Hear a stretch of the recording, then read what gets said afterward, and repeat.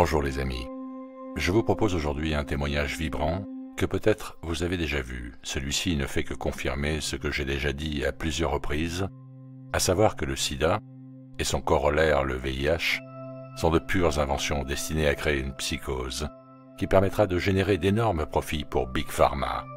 Cet homme qui porte ce témoignage et dont l'énergie me touche parle de Robert Gallo comme étant le grand Manitou de l'arnaque du VIH. Or, ce n'est pas tout à fait exact. Il est vrai qu'employé et dirigé par Anthony Fauci à l'époque, et je rappelle ici que c'est le même Fauci qui est aujourd'hui dans l'équipe Covid-19 de Donald Trump, Robert Gallo a œuvré sans relâche à propager une fraude scientifique et à se l'attribuer, la soi-disant découverte d'un virus responsable du sida, le VIH. Sauf que ce VIH, le premier à prétendre à sa découverte et qui reçut d'ailleurs un prix Nobel pour celle-ci, si je ne me trompe, fut Luc Montagnier et non Robert Gallo. Une arnaque à grande échelle qui promet à ceux qui la colportent fortune et célébrité. Ceci dit, cela n'enlève rien à la qualité et à l'authenticité du témoignage de cet homme, Bernard Lachance, un Canadien qui maîtrise parfaitement le français et que je vous propose d'écouter. N'oubliez pas de visionner les vidéos de la playlist ITV sur ce Covid-1984, qui est en train de profondément modifier la manière dont le troupeau se comporte. Et si la désobéissance civile ne s'installe pas partout, eh bien le plan aura atteint son objectif, supprimer l'humain qui est en chacun d'entre nous. Place à la vidéo. Ceci est une lettre ouverte à mon médecin de famille, le populaire docteur Régent Thomas de la clinique L'Actuelle à Montréal. Régent, à mon dernier rendez-vous, tu m'as demandé pourquoi j'ai arrêté mes traitements VIH il y a 3 ans, printemps 2017. Pilule que j'ai prise pendant 8 ans. Religieusement, à chaque matin, je remerciais même la vie de ne pas avoir attrapé ça dans les années 90, ce sida mortel-là. Au total, ça aura coûté 120 000 $ aux contribuables, parce qu'on ne nous vend pas ça 5 $, ces petites pilules-là. Si on ne les prend pas, on meurt. L'Empire pharmaceutique sait très bien que personne ne va oser rouspéter sur le prix d'un traitement qui évite la mort à des concitoyens. Alors, dans mon cas, c'était 1 250 $ pour 28 jours. Chers payeurs de taxes à l'écoute, faites le calcul, avec près de 70 000 Canadiens VIH positifs, c'est plus d'1 milliard que nous payons à chaque année pour toutes nos vies. Et bien plus pour moi, docteur Régent Thomas. Pourquoi? Bien parce qu'après avoir passé des centaines d'heures à m'informer sur ce que j'appelle maintenant l'imposture du VIH égale sida, eh bien il y a une chose dont je suis absolument persuadé dans ma vie, et ce sans même l'ombre d'un tout petit doute, que tous ces braves scientifiques appartenant à l'élite de l'élite, ces journalistes, documentaristes, tous ces lanceurs d'alerte qui ont été censurés d'une main de maître, et ce depuis 35 ans, sont pour moi clairement ceux qui ont tenté de nous crier la vérité. Qu'en 1981, la racine de ce qu'on a appelé GRID, et qui est devenu tout de suite SIDA, les 41 tout premiers cas d'homosexuels malades signalés au CDC, qui avaient complètement détruit leur système immunitaire, eh bien, l'avaient détruit par intoxication aux drogues et absolument pas par infection transmise sexuellement avec leur virus qui vient du singe, jamais isolé, avec lequel tu peux t'infecter mais mourir 20 ans plus tard. Montre-moi là mon VIH directement de mon sang au microscope électronique, pas l'artefact de laboratoire. D'ailleurs, ces 41 gays-là qui s'étaient soi-disant infectés entre eux ne se connaissaient même pas tous. Mais parce qu'ils avaient tous comme point en commun, jeunes gays qui en baissent 12 par semaine, ben, les recherches se sont tout de suite dirigées vers l'hypothèse d'une maladie virale transmise sexuellement. C'était logique.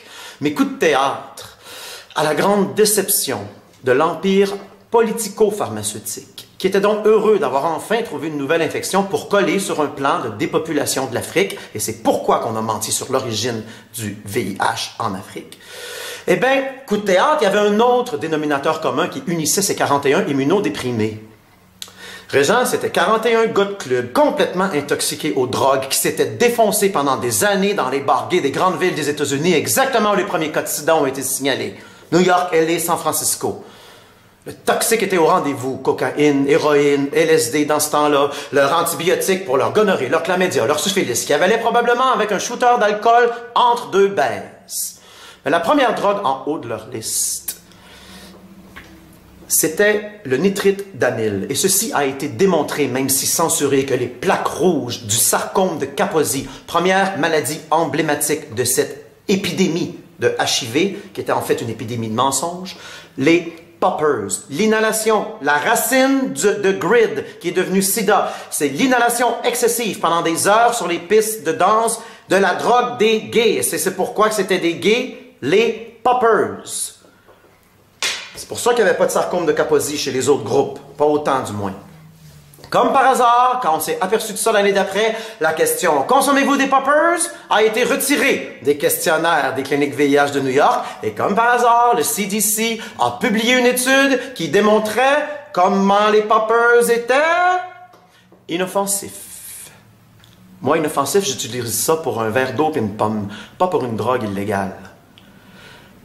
L'hypothèse de l'infection devait l'emporter. Et on l'a donc imposé. Comment? Avec une grande annonce politique, hein? Parce que nos médecins et nos scientifiques, c'est également des citoyens. Et plus la nouvelle est grosse, plus c'est impossible qu'elle soit fausse, plus tout a été vérifié. C'est le gouvernement. Mais il est important de savoir qu'à cette conférence de presse historique du 23 avril 1984, lorsqu'on a annoncé, imposé la cause du sida aux médias du monde entier, eh bien, Washington, cette journée-là, supportait leur déclaration avec les papiers d'un seul chercheur, le grand Manitou, génie de la rétrovirologie. C'est pourquoi que les autres n'ont pas pu voir dans son jeu. Le corrompu Dr Robert Gallo, reconnu, accusé plus tard d'inconduite scientifique, comme nous l'avait mis sur le front page, en tout petit, le New York Times, du 31 décembre 92. Drôle de date pour une nouvelle si importante. N'est-il pas curieux qu'après des milliards de l'argent public, bien sûr, en investi sur la recherche de la cure contre le sida, on n'a toujours pas, après 35 ans, le vaccin qu'on nous avait promis cette journée-là d'ici 2 ans? Ce qu'on avait eu d'ici 2 ans, c'est en 86, c'est Robert Gallo qui a rétracté ses photographies microscopiques du VIH, utilisées pour la conférence de presse cette journée-là, qui n'a pas remplacé depuis. N'est-il pas curieux, écoutez celle-là, qu'après 35 ans, cette maladie soi-disant infectieuse, pandémique, qui devait tuer tout le monde, est restée, après 35 ans, dans les groupes initiaux? Encore aujourd'hui, c'est-tu pas de la pseudo-science, ça? C'est comme si la COVID-19, aujourd'hui, s'attaquait aux hommes gays blancs d'Amérique et aux hétéros noirs d'Afrique. Come on! Le journaliste scientifique français Jean-Claude Roussès titre parfaitement son enquête de 2 ans « Sida, supercherie scientifique et arnaque humanitaire. » Et voilà pourquoi, Dr Régent Thomas, je ne boufferai plus jamais ce poison qui a probablement affecté mon système immunitaire comme mes poumons si j'avais fumé 8 ans. Grâce à Internet, Big Pharma a perdu le contrôle de la censure. L'empire pharmaceutique a menti à ses petits soldats médecins en bas de la pyramide. Il n'y en avait pas d'armes de destruction massive VIH. Ils se sont juste pas fait pogner eux autres, puis là, ça fait trop longtemps, 35 ans, c'est trop gros pour être vrai. Tu ne le sais peut-être pas, Régent, mais on a un ami commun, toi et moi, ton ex-patient, pharmacien, VIH positif. J'en dirai pas plus. Il serait très heureux d'être assis à côté de moi aujourd'hui pour exposer ce crime contre l'humanité qui s'appellera un jour de la période 86 à 96 de l'AZT, le premier médicament, le génocide gay. Ce crime contre l'humanité, il serait heureux de l'exposer lui aussi et de sortir sa rage. Vous comprendrez que je parle de ça avec émotion parce qu'on m'a violé psychologiquement en me disant que j'allais mourir, ce qui est un coup de masse, et physiquement avec ce poison. Ben, il va perdre sa job parce qu'il va perdre sa licence s'il vient ici, et son salaire et son confort. Alors, je le comprends, je ne peux le blâmer. Mais je l'ai appelé l'autre jour, puis j'ai demandé qu'est-ce qu'il te disait, Régent, quand tu expliquais la fraude HIV. Il m'a dit « shutdown total, rouge comme une tomate, les bras croisés, puis il a regardé à côté. » J'ai dit « moi pareil. » C'est pour ça que je te le fais comme ça maintenant, t'as pas le choix d'écouter. Et il a rajouté qu'il trouvait que c'était un manque de rigueur professionnelle. On parle ici du sida. Je pense que la justice qualifierait ça plutôt, Régent, de négligence criminelle.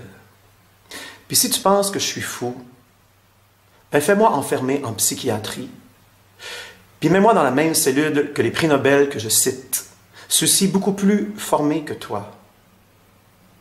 Il ne fait aucun doute dans mon esprit que dans quelques centaines d'années, on parlera de nous comme l'humanité qui a autofinancé sa propre dépopulation et son propre ralentissement de naissance, parce que ces génies de la manipulation de masse ont réussi à faire de l'acte de l'amour l'acte de la vie, et ont réussi à en faire l'acte de la mort. Alors on met des condoms et les naissances ralentissent. J'ai fait un site internet juste pour toi, Régent, sidacensure.com, où tu pourras voir comment on a triché sur l'isolation du virus à l'Institut Pasteur, comment on a triché sur son rôle comme cause du sida instauré par Robert Gallo, comment on a triché donc sur les tests qui flashent positifs pour 70 raisons répertoriées absolument non spécifiques au HIV, comme c'est écrit dans la notice en petit. Comment on a triché sur la charge virale et sur la commercialisation frauduleuse de l'AZT qui nous a permis d'avoir des morts pour créer leur épidémie. Alors, tu as le choix de continuer ta route et de tourner la tête, encore une fois, Régent, en criant « Conspiration! Terre plate! Fake news! » Ou tu as le choix de faire ta job de médecin et d'aller vérifier lequel des deux groupements, le groupe de scientifiques qui ont des cotes sur les médicaments qui vendent en milliards à chaque année, par milliard, ou un groupe de scientifiques censurés par ce groupe-là, qui nous raconte une histoire qui sonne à mes oreilles beaucoup plus comme quelque chose qu'ils ont découvert que quelque chose qu'ils inventeraient, sachant qu'ils vont perdre leur licence. Come on! À un moment donné, Dr. Régent Thomas, il y a des limites à tourner la tête.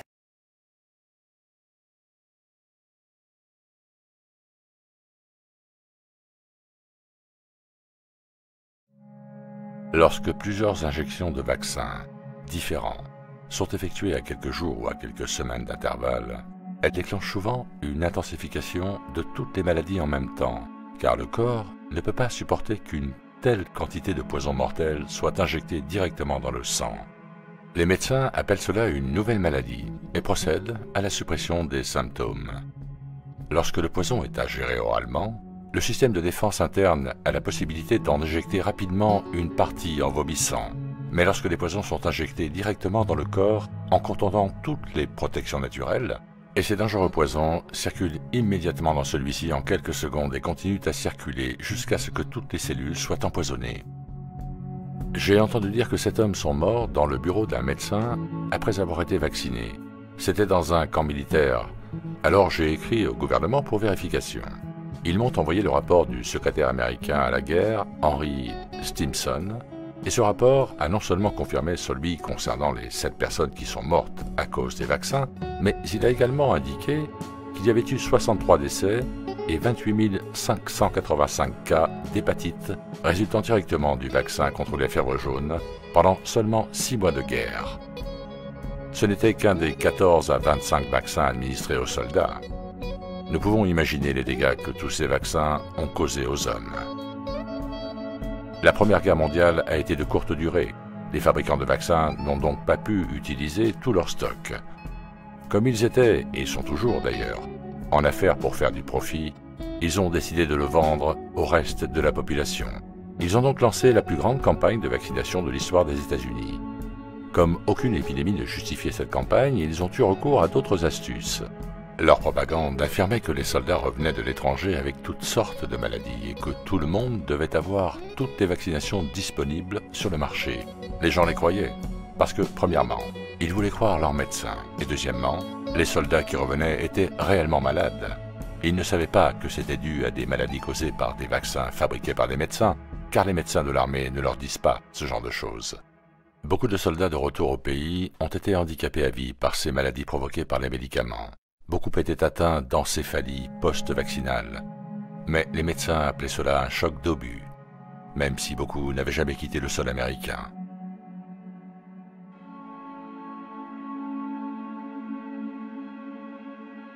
Tous les médecins et les personnes qui vivaient au moment de l'épidémie de grippe espagnole de 1918 disent que c'était la maladie la plus terrible que le monde ait jamais connue. Des hommes forts, vigoureux et robustes, succombaient du jour au lendemain.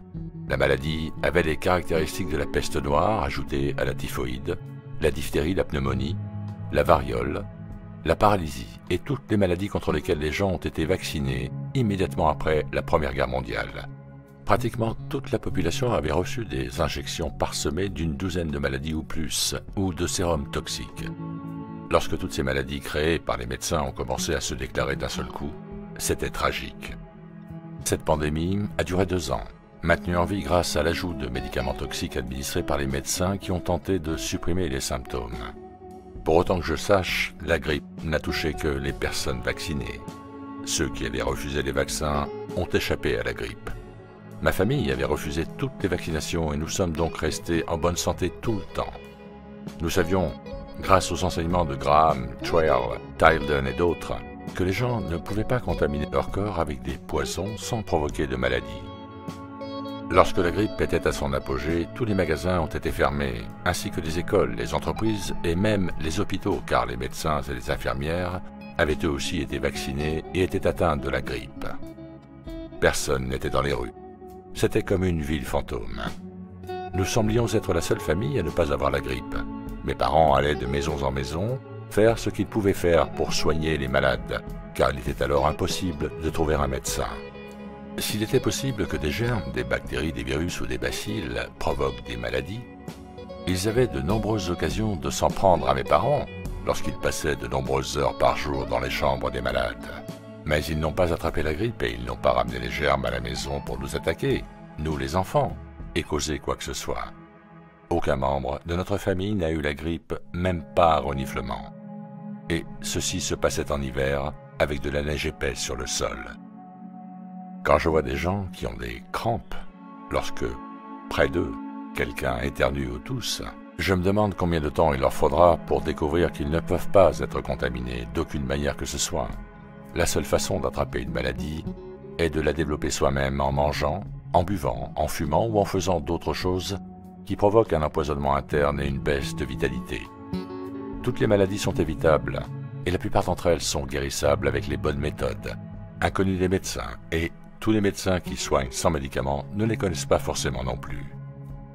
On dit que l'épidémie de grippe de 1918 a tué 20 millions de personnes dans le monde entier. Mais en réalité, les médecins les ont tués avec leurs traitements et médicaments bruts et mortels. C'est une accusation sévère, mais elle est néanmoins vraie, à en juger par le succès des médecins qui soignent sans drogue par rapport à celui des autres médecins. Alors que ces mêmes médecins et les hôpitaux médicaux perdaient 33% de leurs cas de grippe, les hôpitaux non médicaux, tels que Battle Creek, Kellogg's et McFadden's Health Restorium, obtenaient presque 100% de guérison avec leurs cures d'eau, leurs bains, leurs lavements, etc. Le jeûne et certaines autres méthodes de guérison simples, suivies de régimes soigneusement élaborés, à base d'aliments naturels, faisaient partie du programme. Un médecin soignant sans médicaments n'a pas perdu un seul patient en 8 ans. Le traitement très efficace d'un de ces types de médecins, qui n'a perdu aucun patient, sera présenté dans l'autre partie de ce livre intitulé « Vaccination condamnée », qui sera publié un peu plus tard. Si les médecins avaient été aussi avancés que les médecins sans médicaments, il n'y aurait pas eu ces 20 millions de décès dus au traitement médical de la grippe. Il y avait 7 fois plus de maladies parmi les soldats vaccinés que parmi les civils non vaccinés. Et les maladies étaient celles contre lesquelles ils avaient été vaccinés. Un soldat revenu d'outre-mer en 1912 m'a dit que les hôpitaux de l'armée étaient remplis de cas de paralysie infantile, et il se demandait pourquoi les hommes adultes devraient avoir une maladie infantile. Aujourd'hui, nous savons que la paralysie est une conséquence courante de l'empoisonnement par les vaccins. Et ce n'est qu'après la campagne mondiale de vaccination de 1918 que les personnes à domicile ont été paralysées.